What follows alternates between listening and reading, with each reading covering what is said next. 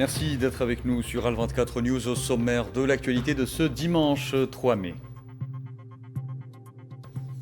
La situation entre les États-Unis et l'Iran, toujours dans l'impasse. L'Iran transmet à Washington via le Pakistan un plan en 14 points visant à mettre fin au conflit dans un délai de 30 jours.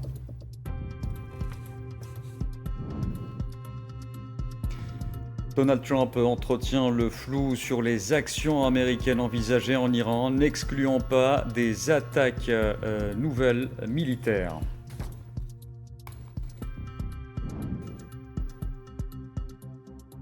Célébration de la journée mondiale de la liberté de la presse, des journalistes de Gaza et du Liban mettent en avant les risques importants auxquels sont confrontés les professionnels des médias en temps de guerre.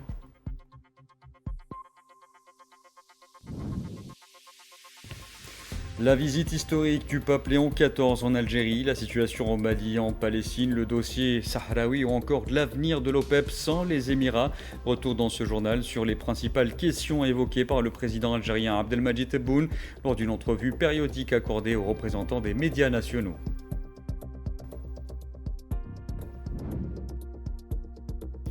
7 pays de l'OPEP+, dont l'Algérie, convient d'une augmentation collective de la production pétrolière de 188 000 barils par jour pour le mois de juin prochain.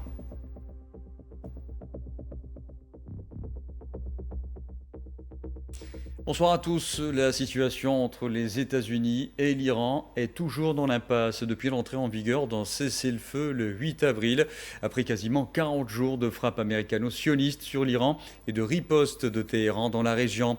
Les efforts diplomatiques ont échoué à relancer les pourparlers directs, infructueux, tenus à Islamabad le 11 avril, tant les divergences restent fortes du détroit d'Ormuz au volet nucléaire. Selon les agences de presse iraniennes, l'Iran a transmis à Washington, via le Pakistan, un plan en 14 points visant à mettre fin au conflit dans un délai de 30 jours. Selon l'agence Tasnim, Téhéran réclame un retrait des forces américaines des zones proches de l'Iran, la levée du blocus des ports iraniens et du gel des avoirs iraniens, le versement des réparations, la levée des sanctions, un mécanisme concret concernant le détroit d'Ormuz et la fin de la guerre sur tous les fronts, y compris au Liban.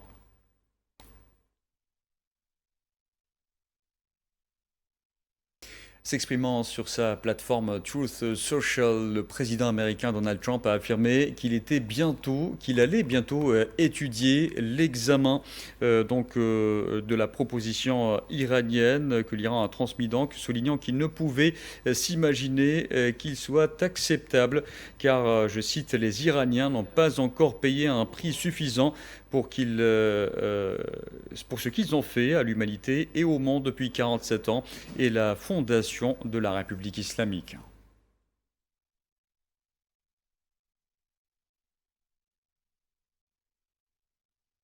Interrogé par des journalistes hier soir, Donald Trump a refusé de préciser ce qui pourrait déclencher de nouvelles attaques militaires contre l'Iran, laissant entendre toutefois que cela était certainement une possibilité.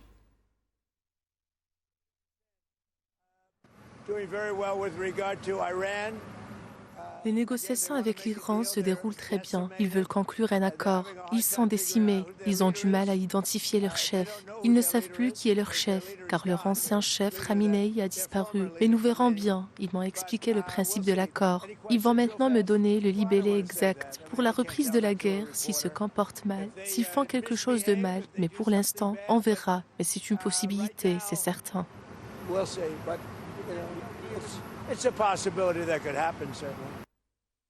Par ailleurs, le président américain a admis hier que les troupes américaines avaient agi comme des pirates lors de la saisie de pétroliers iraniens, le Majestic et le Tiffany, soulignant que les États-Unis avaient agi comme des pirates en saisissant du pétrole.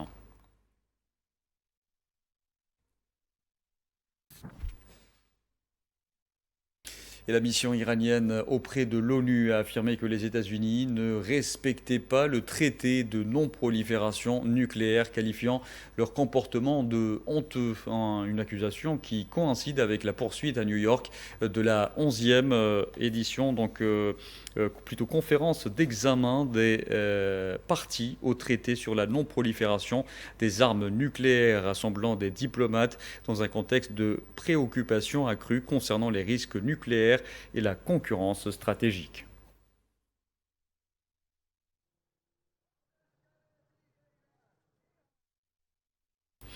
L'agression génocidaire de l'entité sioniste contre la bande de Gaza se poursuit malgré le cessez-le-feu. Selon les autorités sanitaires palestiniennes, les corps de 2 martyrs ainsi que 3 blessés ont été transférés vers les hôpitaux de Gaza au cours des dernières 24 heures. Et depuis le 7 octobre 2023, le bilan des victimes de ce génocide s'élève à 72 610 martyrs et 172 448 blessés, en majorité des femmes et des enfants.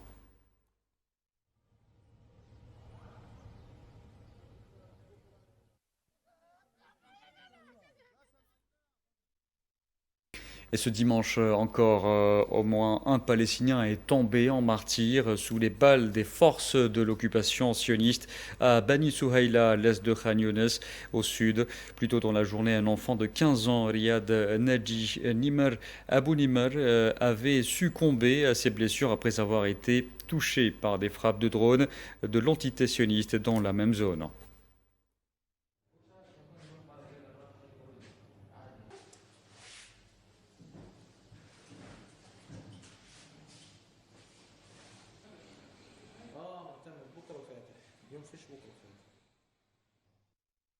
Et plus de 260 journalistes palestiniens sont tombés en martyrs et plus de 240 autres ont été blessés, ou plutôt arrêtés et détenus durant l'agression génocidaire sioniste sur la bande de Gaza. Des chiffres publiés ce dimanche par la Commission des affaires des prisonniers et ex-prisonniers, le Club des prisonniers palestiniens et la Fondation Adamir pour le soutien des prisonniers et le droit de l'homme, dans un communiqué conjoint à l'occasion de la Journée mondiale de la liberté de la presse.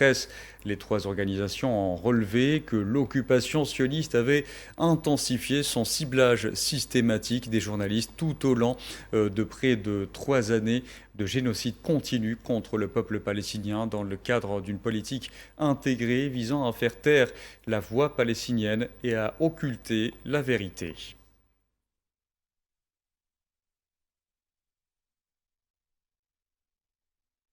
Et pour marquer la journée mondiale de la liberté de la presse, des journalistes de Gaza et du Liban ont mis en avant les risques importants auxquels sont confrontés les professionnels des médias en temps de guerre. Le point avec Abel Amzian Zitouni.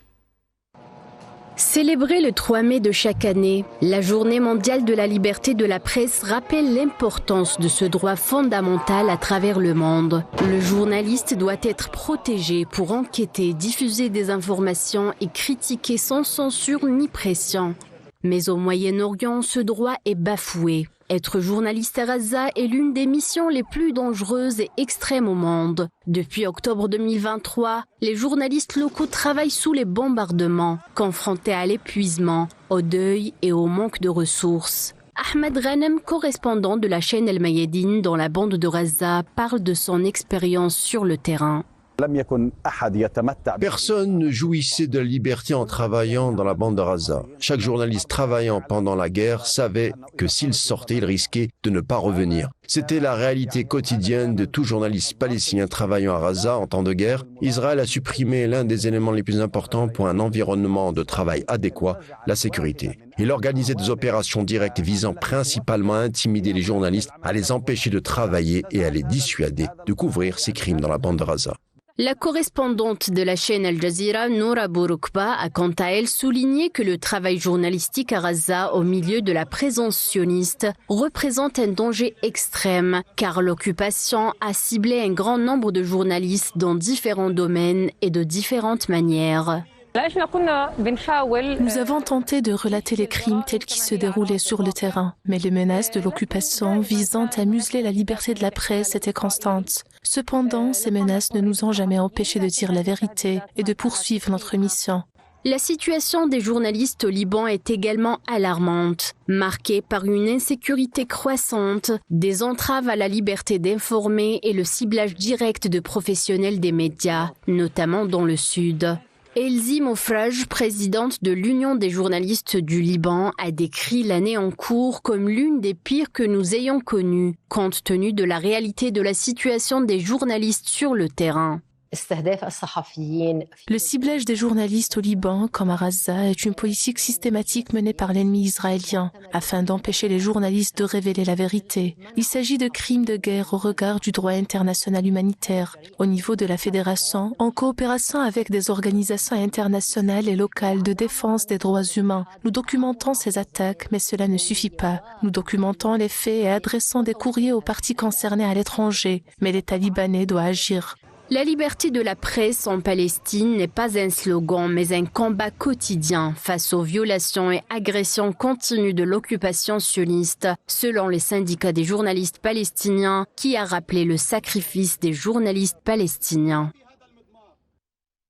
Au Liban, les forces de l'entité sioniste ont mené une nouvelle série de frappes sur le sud du pays qui ont fait au moins 5 martyrs selon l'agence de presse officielle du pays, l'ANI, et ce malgré un cessez-le-feu en vigueur depuis le 17 avril. Ces frappes ont eu lieu en plusieurs endroits du sud, dont la plupart dans la ville de Samariyeh, située au sud de la ville côtière de Tyr. Depuis le 2 mars, le bilan des victimes de l'agression de l'entité sioniste contre le Liban s'élève à 2659 martyrs et 8183 blessés selon le ministère libanais de la Santé.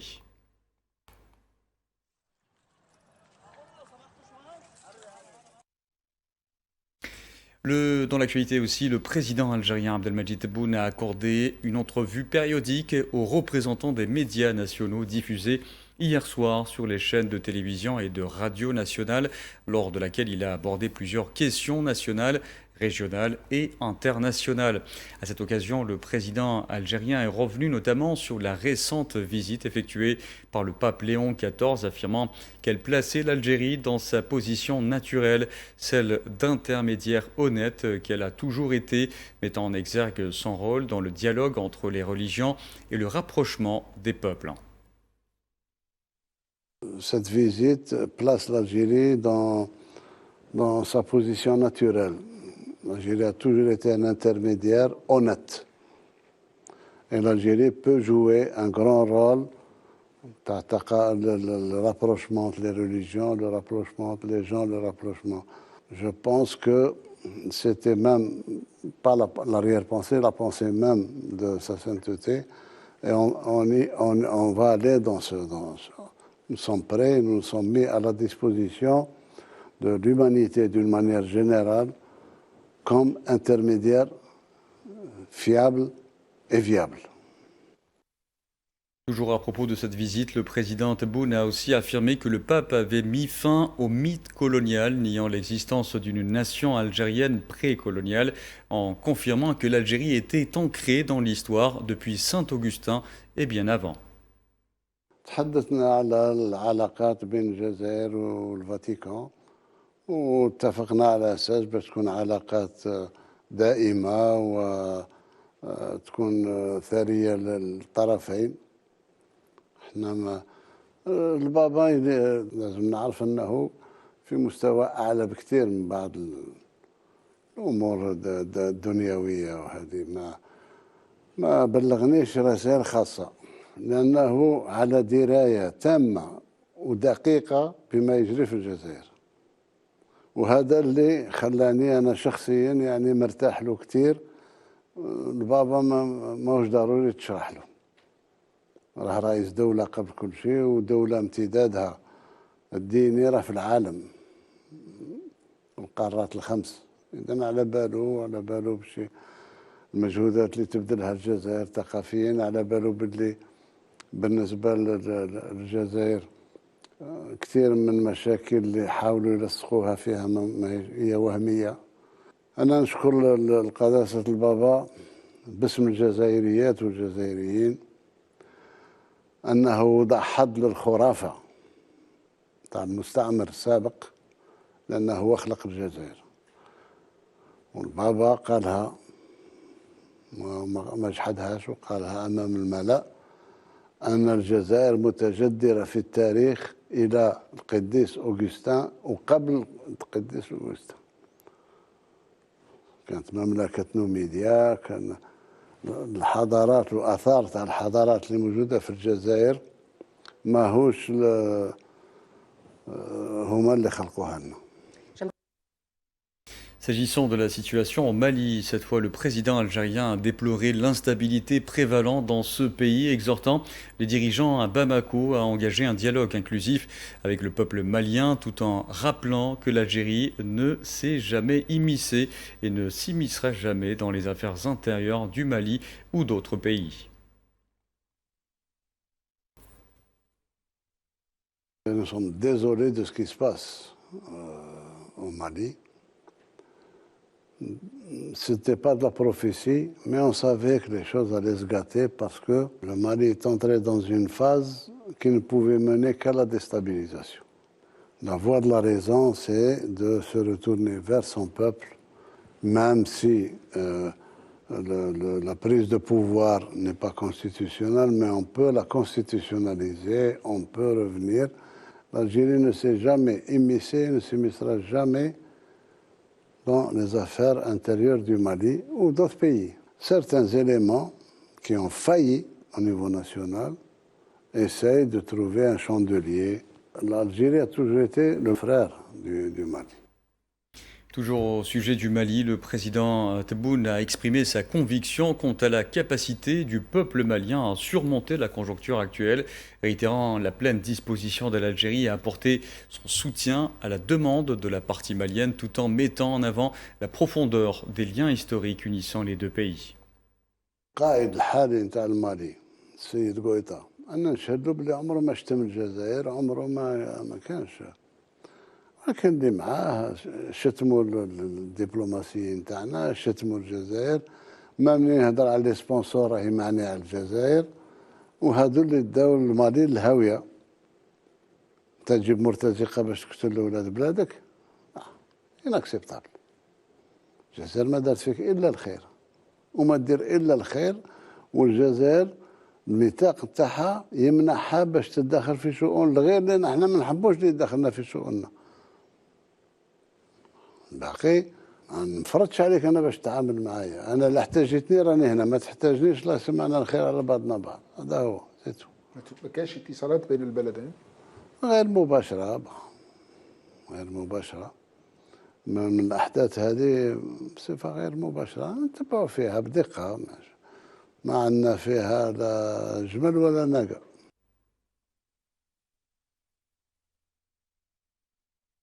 Et dans le même registre, le président algérien a exprimé la volonté de l'Algérie de développer ses relations, tout particulièrement avec le Burkina Faso et le Tchad, dans le cadre d'actions visant à réaliser une véritable intégration africaine.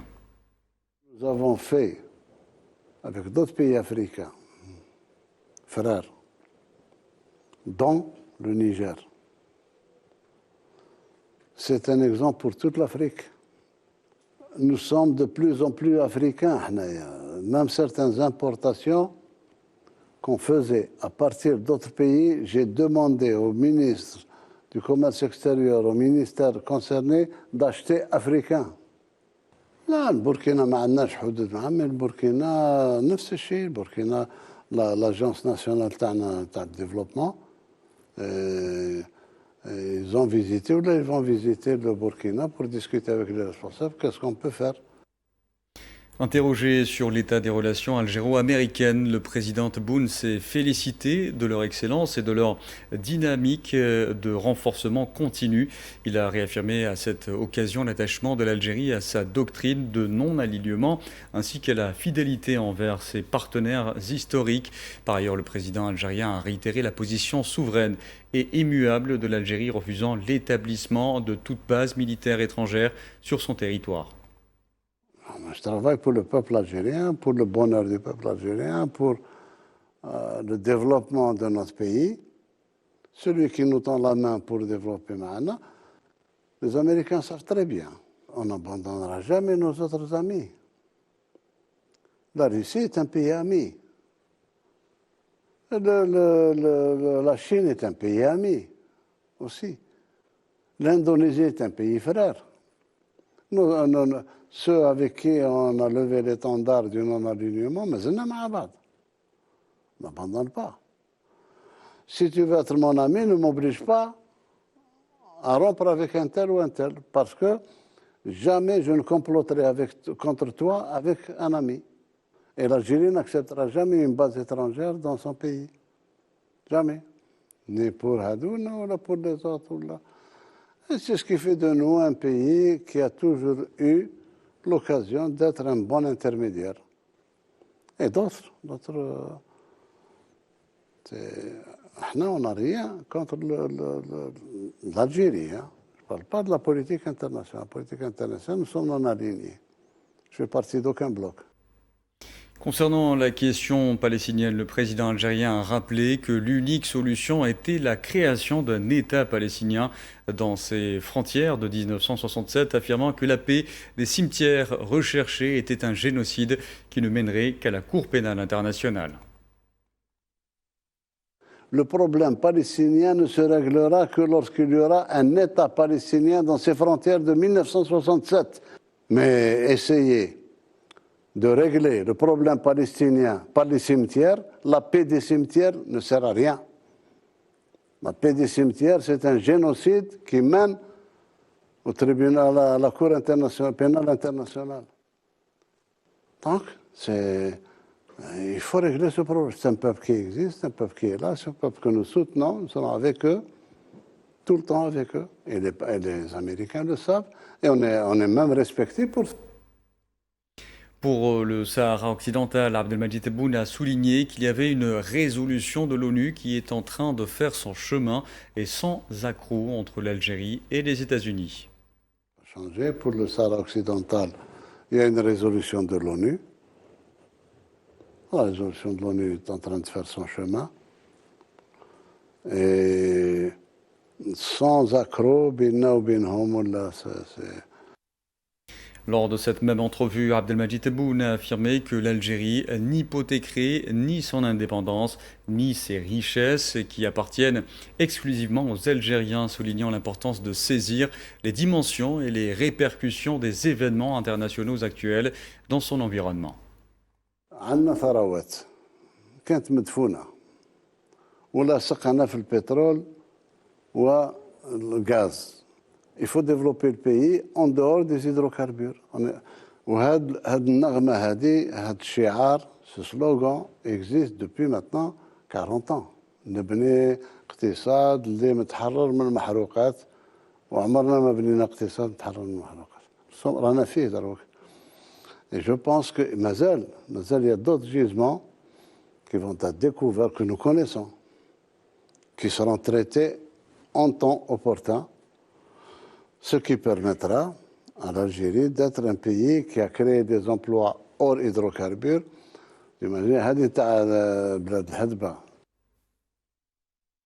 Interrogé sur le retrait des Émirats arabes unis de l'OPEP et de l'OPEP+, le président algérien a qualifié cela de non-événement, soulignant que l'État arabe considéré comme le principal socle de l'OPEP était le Royaume d'Arabie saoudite. لا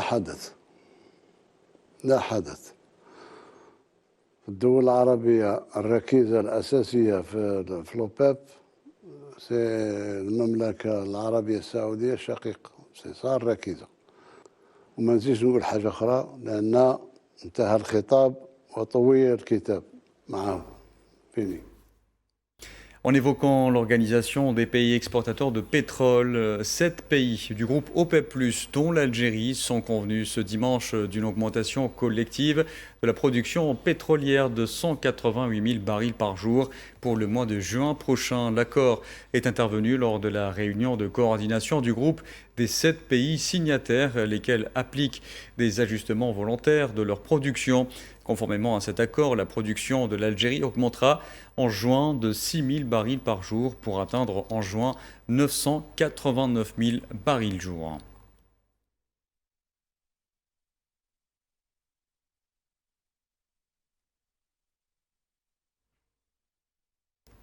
Dans l'actualité également, l'historien et militant marocain Mahdi Mounjib a affirmé avoir été victime d'une détention arbitraire et d'agression physique par des agents de sécurité au Salon international de l'édition et du livre à Rabat. Empêché de participer aux activités de l'événement, l'intellectuel et défenseur des droits des Rifins a qualifié cet acte de violation flagrante du droit et des engagements humanitaires du Maroc. Selon lui, cette répression cible directement sa traduction d'un ouvrage critique sur la question politique du Rif par le Marzen.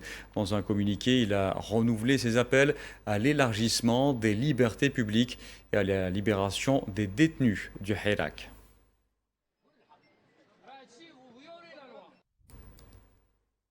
Dans le conflit russo-ukrainien, à présent, les autorités ukrainiennes ont annoncé le décès de 3 personnes à la suite d'une frappe présumée russe ayant visé la ville d'Odessa. Le service d'État des situations d'urgence ukrainien a apporté que les unités de pompiers étaient parvenues à maîtriser un incendie à grande ampleur déclenché par l'attaque.